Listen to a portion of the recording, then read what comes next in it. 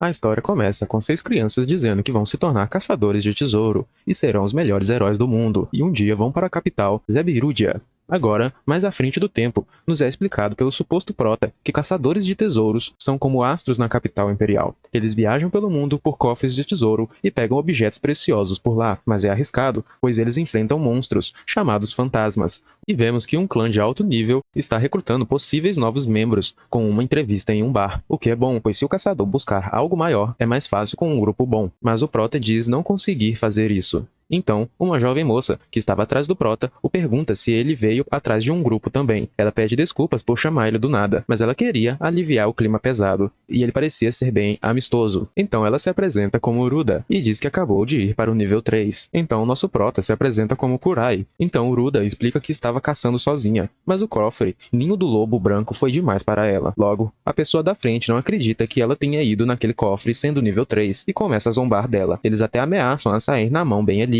mas são interrompidos pelo guarda da fila. Agora, lá dentro, Ruda fica surpresa pela quantidade de caçadores e pergunta a Kurai se ele já viu este lugar por dentro antes. E ele a responde que já é a sua 5ª vez ali, e começa a nos explicar que para um caçador a habilidade é tudo, pois com talento, a fama vem rapidamente e ele sobe na vida. Ruda então pergunta qual seria do grupo que está chamando mais atenção ali, e ele a explica que eles são os Archbrave, os Filhos do Espírito Santo. O grupo mais forte que está recrutando são eles com toda certeza, pois tem muitos feitos notáveis, e fala que aquele no meio é Rodin, o líder, e que se ela for recrutada por ele, sua vida está garantida, mas ele não costuma recrutar nestes eventos. Então ela pergunta sobre uma mesa mais ao fundo, e vemos o cara da fila, do nada, chamado Greg, explicando a ela que essa é a mesa do grupo que criou o clã Frist Step, sendo a mesa da Estrag. O prota nos explica que essa é a alcunha de um grupo de jovens que veio para a capital um tempo atrás, sendo um dos maiores grupos da capital hoje em dia, com o nome Stranger Griff. Aliás, é o grupo dos seus amigos de infância.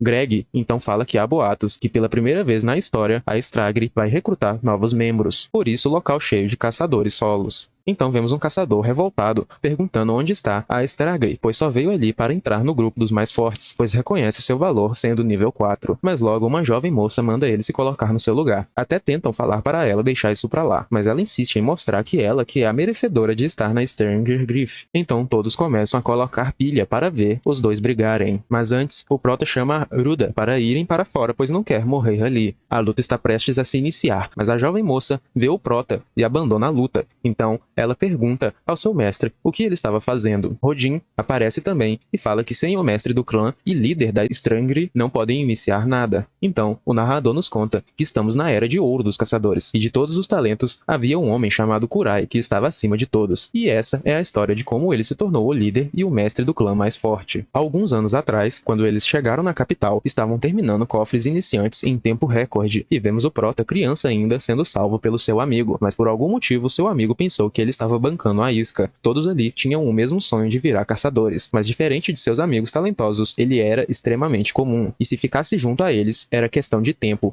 para começar a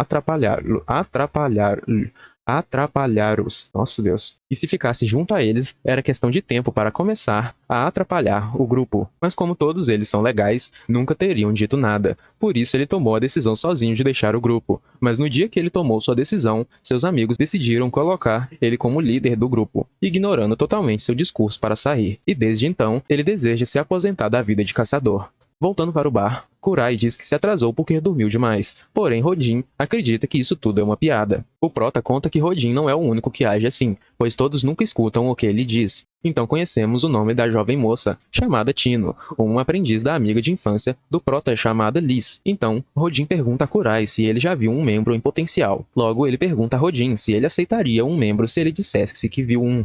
E ele aceita na mesma hora, porém será apenas um.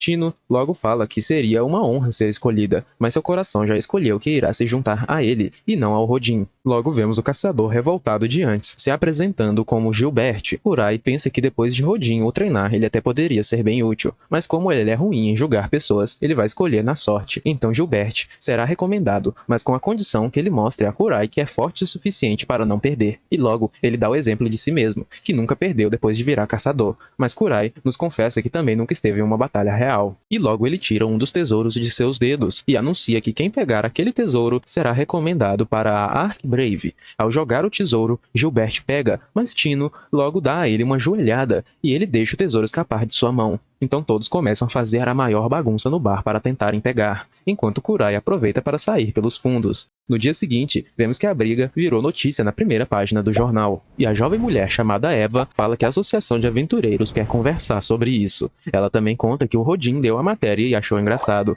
Kurai, ao ver como ele é benevolente, fala para colocar o conserto do bar na conta de Rodin e também que ele vá até a associação, mas Eva fala que eles pediram especificamente que ele vá até lá. Kurai então diz que não quer sair sem escolta, já que sua reverse face, que molda o rosto do usuário de acordo com sua preferência, acabou quebrando, mas ele entende que deve ir e parte para a associação. Chegando lá, vemos ele pedindo desculpas pelo estrago ao bar ao gerente local chamado Gark. Então, ele recebe um livro e Gark diz que mesmo não havendo uma reclamação oficial, o clã de Kurai deve ser um exemplo para os outros e por isso vai ter que pagar castigo. Então, nos é explicado que pagar castigo seria pegar serviços que a Associação de Aventureiros tem, mas ninguém quer pegar por uma série de motivos ruins. Então, Kurai decide que irá escolher um fácil e mandar Rodin para fazer. E escolhe um de resgate de reféns em um cofre nível 3. Depois de Kurai ir embora, vemos Gark falando que ele não mudou nada e até escolheu a missão mais perigosa. Ao procurar por Rodin, Tino fala que ele foi convocado por alguns nobres e logo vemos que Tino conseguiu recuperar o anel de Kurai, pois ela não queria deixar o anel do seu mestre com mais ninguém. Então Kurai pergunta se ela estaria livre. Ela fica muito feliz e fala que está mais livre do que nunca para ele, mas ao ver que era para pegar um castigo, ela sai em disparada. Porém, ele logo manda um de seus tesouros ir capturar ela. E vemos ela capturada, dizendo que seu coração está em frangalhos por ter suas expectativas quebradas dessa forma. E logo ela fala que é apenas nível 4 ainda, então ela não vai conseguir resgatar todos do cofre sozinha. Então,